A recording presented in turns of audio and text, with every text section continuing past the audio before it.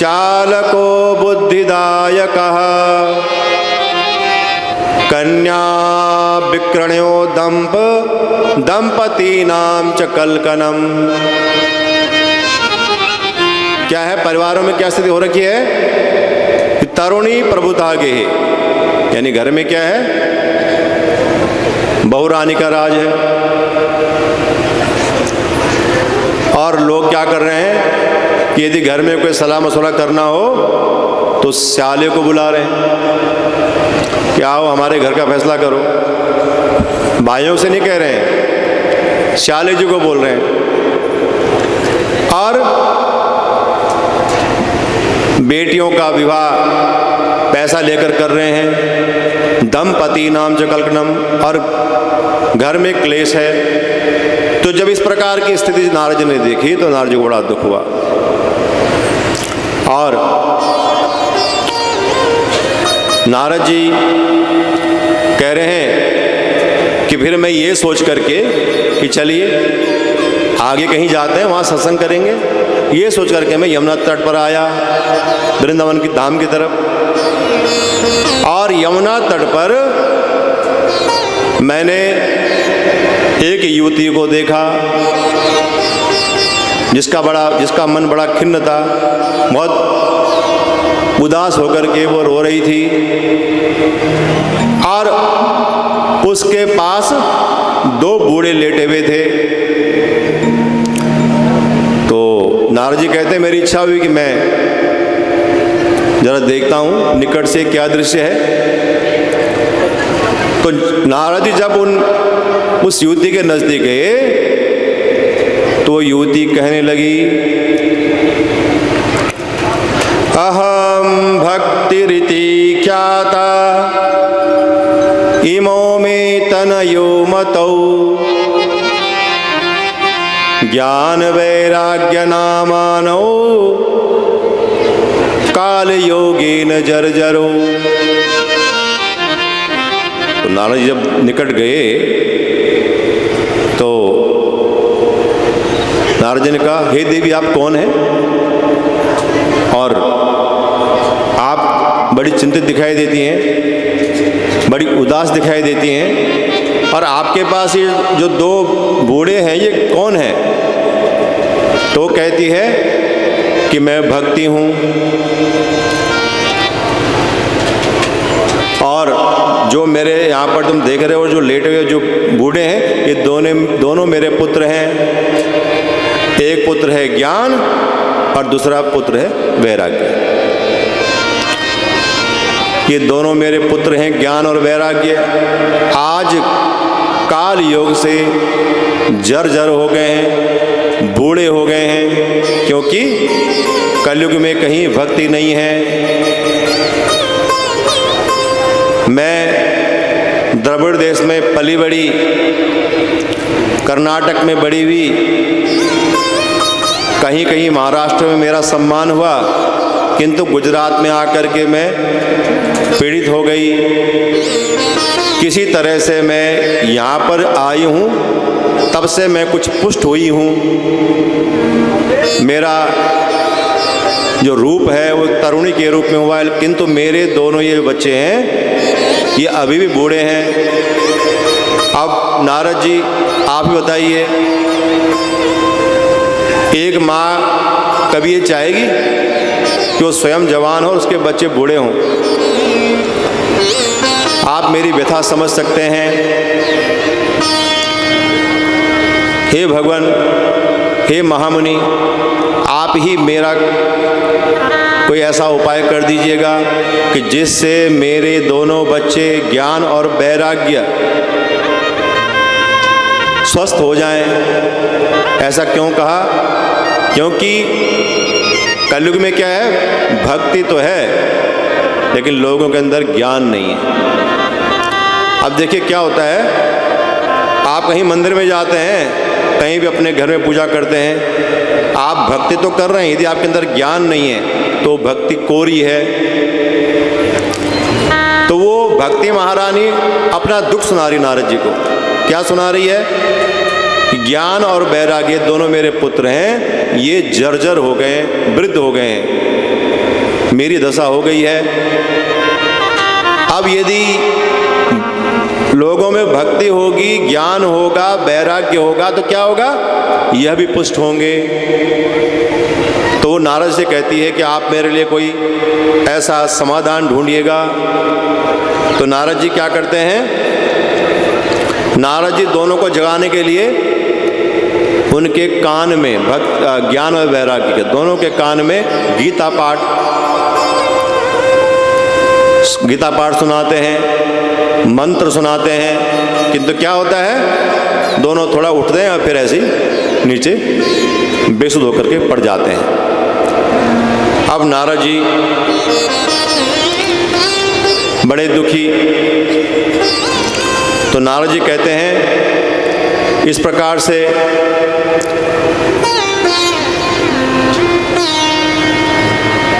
इनके लिए मैंने गीता पाठ का किया, वेद पाठ किया, मंत्र ध्वनि की, किंतु ज्ञान और वैराग्य फिर भी स्वस्थ नहीं हुए। तो क्या किया जाए? तो कहते हैं आकाशवाणी होती है। और आकाशवाणी क्या होती है कि हे महामुनि, आप सत्कर्म करो, इस समस्या का समाधान जरूर होगा। तो नारद जी कहते हैं कि क्या समाधान तो हम कर रहे थे, ये सत्कर्म नहीं तो क्या है? हमने वेद पाठ भी कर दिया, गीता पाठ भी कर दिया, मंत्र ध्वनि भी कर दी। अगर ये सत्कर्म नहीं है तो फिर क्या करें? तो आकाशवाणी हुई कि आपका जो उद्यम है वो अवश्य सफल होगा। तो इस प्रकार से सनक सनंदन सनातन सनत कुमार कहते हैं कि आप चिंता ना करें, इसका उपाय पूर्व से ही है। और उपाय है श्रीमद् भागवत महापुराण। बोलिए श्रीमद् भागवत महापुराण की। इस प्रकार से सनत कुमार जी कहते हैं कि नारद जी, इसका उपाय तो शास्त्रों में पहले ही से बताया गया है। और देखिए श्रीमद् भागवत सबसे पहले भगवान नारायण जी ने श्री ब्रह्मा जी के हृदय में उसको प्रकट किया था। और उसके बाद श्री ब्रह्मा जी ने अपने पुत्र नारद जी को ये उनके हृदय में प्रकट किया था। और नारद जी ने श्री व्यास जी के हृदय में प्रकट किया। व्यास जी ने अपने पुत्र सुखदेव जी के हृदय में प्रकट किया। उनको श्रीमद् भागवत का पठन पाठन करवाया। तो सनत कुमार जी कहते हैं कि आपको स्मृति नहीं है, श्रीमद् भागवत महापुराण के रूप में बहुत बड़ा उपाय है, जिसे करने से यह ज्ञान और वैराग्य स्वस्थ हो जाएंगे और इनकी जो माता है भक्ति, वह भी पूर्ण रूप से स्वस्थ होकर के प्रसन्न रूप से रहेगी। इस प्रकार से अब नारद जी प्रश्न कर रहे हैं कि यदि श्रीमद् भागवत महापुराण करने से ज्ञान और वैराग्य स्वस्थ होते हैं, तो श्रीमद् भागवत महापुराण वेदों का ही तो सार है। जो बातें वेद में लिखी हुई है वही बातें तो श्रीमद् भागवत महापुराण में हैं। तो इस प्रकार से सनत जी कहते हैं कि नहीं, आमूलाग्नम रसस्तिष्ठ नास्ते न स्वाध्यते यथा संभूय स पृथक भूतः फले विश्व मनोहरः। देखिए श्रीमद् भागवत महापुराण वेद रूपी वृक्ष का एक फल है, मीठा फल है। अब इसे कैसे समझाएं? देखिए आप जब आम के पेड़ पे जाते हैं तो आम के पेड़ से क्या होता है, तने पर पहले फूल आता है, फिर उसके बाद जो है फल आता है। उस फल को आप ग्रहण करते हैं, जबकि फलों में रस कहाँ से आया? क्योंकि पेड़ जो है जहाँ खड़ा है, उस पेड़ ने जड़ों से जो जमीन के अंदर जो भी शक्ति है उसको ग्रहण किया और फिर वो रस के रूप में उस फल के रूप में आया। किंतु आप कहीं तने के अंदर तो कहीं रस नहीं ढूंढ सकते। आपके यदि रस चाहिए तो आप तने को नहीं पकड़ेंगे। आप ये नहीं क्या आपको आम का पेड़ काटने से उसमें से रस निकल जाएगा। रस तो आम के पेड़ के अंदर जो है फल के ही अंदर आपको मिलेगा। ऐसे ही देखिए, खेतों में गन्ना होता है, तो उस गन्ने के रस को यदि आप चाय में डालेंगे तो क्या उसकी चाय बन जाएगी? चाय बनाने के लिए तो आपको चीनी की जरूरत पड़ेगी। क्या उस गन्ने के रस को यदि आप मिठाई बनाते समय डाल देंगे तो क्या मिठाई अच्छी बन जाएगी? बिल्कुल नहीं। तो ऐसे ही निगम कल्पतरोर गलितम फलम, निगम कहते हैं वेद को, वेद रूपी वृक्ष का श्रीमद् भागवत महापुराण पका हुआ फल है, और उस फल का सेवन करने से ये जो रोग हैं वो दूर हो जाते हैं।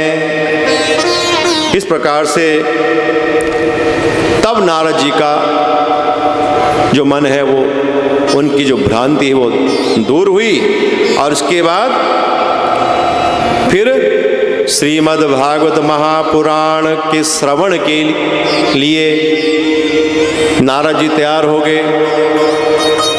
और फिर सनत कुमारों ने श्रीमद् भागवत महापुराण सुनाने के लिए नारद जी से कहा, और फिर वे विचार किया कि ये कथा कहाँ सुनाएं।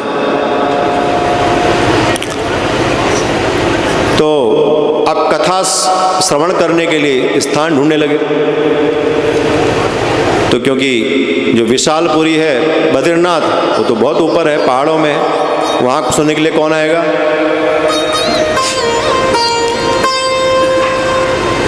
और यदि ये कहीं जैसे प्रयागराज आदि में करेंगे तो फिर जो पहाड़ में जो ऋषि मुनि आदि जो तपस्या कर रहे हैं वो नीचे कथा सुनने कैसे आएंगे? तो कोई ऐसा उपयुक्त स्थान ढूंढा जाए जो सभी के लिए सुगम हो। और जैसा आपने देखा होगा, घर में देहली होती है, देहरी के ऊपर जब आप कोई दीपक रखते हैं जला के, तो उसका प्रकाश अंदर भी जाता है और बाहर भी जाता है। तो उसके लिए क्या विचार किया गया कि हरिद्वार का जो क्षेत्र है उसके लिए उपयुक्त है, क्योंकि हरिद्वार क्या है, वहाँ से मैदान भी लग गया है, हरि का द्वार है देहरी, और वहाँ से पहाड़ भी नज़दीक हैं, पर्वत भी नज़दीक हैं, जहाँ से कि गुफाओं में रहने वाले संत महात्मा आदि वो अपनी कथा श्रवण करने के लिए आ सकें। तो इस प्रकार से सौनकादि ऋषियों ने हरिद्वार उस आनंद तट पर नारद जी को श्रीमद् भागवत महापुराण का श्रवण कराया। सदा सेव्या श्रीमद् भागवती कथा यस्य श्रवण मात्रेण हरिश्चित्तम समाश्रयेत। तो क्या कहा गया पुराण में कि सदा सेव्या भगवान श्रीमद् भागवत की जो कथा है उसका रोज सेवन करो, उसका रोज श्रवण करो, और रोज सेवन करने से क्या होगा? हरिश्चित्तम समाश्रयेत। चित्तम अर्थात हरि हमारे जो श्री कृष्ण भगवान हैं, जो नारायण हैं, जो परात्पर अखिलेश्वर हैं, वो हमारे चित्त में वह आ जाते हैं। और इसलिए कहा भी गया है कलो भक्ति कृष्णः पुरस्थितः। कलो भक्ति कृष्ण पुरस्थितः। किस कलयुग में भक्ति ही एक ऐसा साधन है जिससे करने से कृष्ण पुरस्थितः, भगवान हमारे पुर कहते हैं हृदय को, हमारे इस हृदयपुरी नगर में बैठ जाते हैं। और भगवान की देखिए, भगवान तो भगवान ही है, भक्त कहते हैं ऐश्वर्य, जो ऐश्वर्यवान है वो भगवान है। जिनको कुछ नहीं चाहिए वो भगवान, और जिसको सब कुछ चाहिए वो इंसान। एक साधारण भाषा में इसको समझिएगा। तो भगवान को हम कभी क्या दे सकते हैं? भगवान तो क्या है? शक्तिमान है, वो जगत नियंता है, क्या हम उन्हें कुछ दे सकते हैं? किंतु भगवान की एक कमजोरी है, पता है आपको क्या है? बताओ जरा। नहीं पता है? पता है? भक्ति। यदि आप भगवान को, परमात्मा को सच्चे मन से पुकारते हैं तो भगवान की कमजोरी है कि वो खींचे चले आते हैं, इसलिए कहते हैं कृष्ण पुरस्थितः, आपके हृदय में वह स्थित हो जाते हैं। इस प्रकार से श्रीमद् भागवत कथा का श्रवण कहा गया। कथा भागवतस्यापि नित्यं भवति यद्गृहे तद्गृहं तीर्थरूपम ही बसता पापनाशनम। तो कहते हैं कि जिस घर में श्रीमद् भागवत महापुराण स्थित होता है वहाँ रहने वाले सभी मनुष्य